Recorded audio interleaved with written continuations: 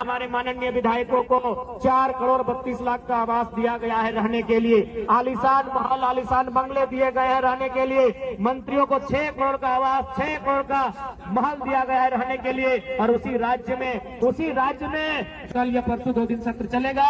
जो भी पद यात्रा करके, विशेषकर जो 180 किलोमीटर चले हैं, उन्हीं में से 5 या 7 प्रतिनिधिमंडल का चयन किया जाए और वो मुख्यमंत्री से भी मिलेंगे और महामहिम राज्यपाल से भी मिलेंगे और मिलकर हमारी जो समस्याएं हैं उन समस्याओं से उनको अवगत कराएंगे।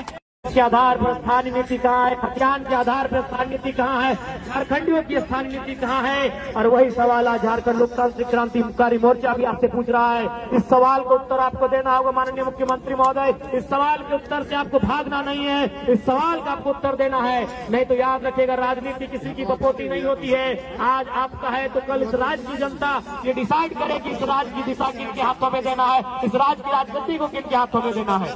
आज बड़ी दुर्भाग्य की बात है, आज जहां हम लोग धरना दिए हैं, ठीक इसके बगल में हमारे दिव्यांग भाई बहन लोग धरना दिए हैं। ये कितना चिंता का बात है। आज यहीं से हम देख रहे हैं, आज भले उस विधानसभा के सदस्य हम हैं, भले विधानसभा के बाहर आप देख सकते हैं, यहीं से जगमग विधायकों का आवास दिख रहा है।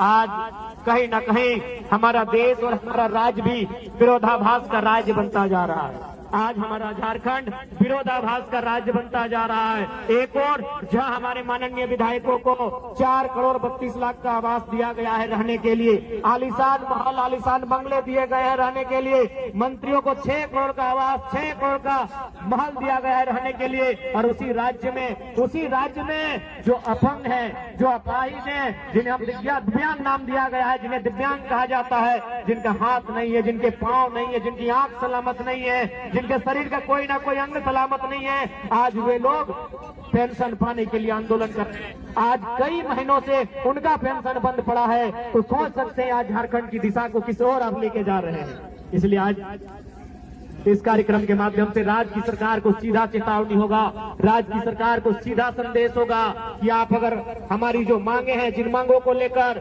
हमारे संगठन के पूरे टीम के साथ ही डुमरी से रांची चलकर आए, अगर उन मांगों की पूर्ति नहीं की जाती है तो यह पद यात्रा है। पद यात्रा के बाद हम लोग एक नई यात्रा, एक नए कार्यक्रम की रूपरेखा तैयार करेंगे और झारखंड सरकार को ईंट से ईंट बजाने का काम करेंगे। इस बात को भी सरकार याद रख ले,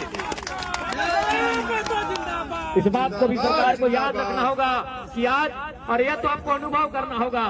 आप कहते हैं आप और पूरा राज्य जानता है कि आप आंदोलनकारी के सुपुत्र हैं, लेकिन कैसा आपका परवरिश हुआ है, आप कैसा आंदोलनकारियों का सम्मान करते हैं कि आज आंदोलनकारी के राज्य में आंदोलनकारियों की स्थिति कहाँ है। आज आपने 10,000 सहायक आचार्य की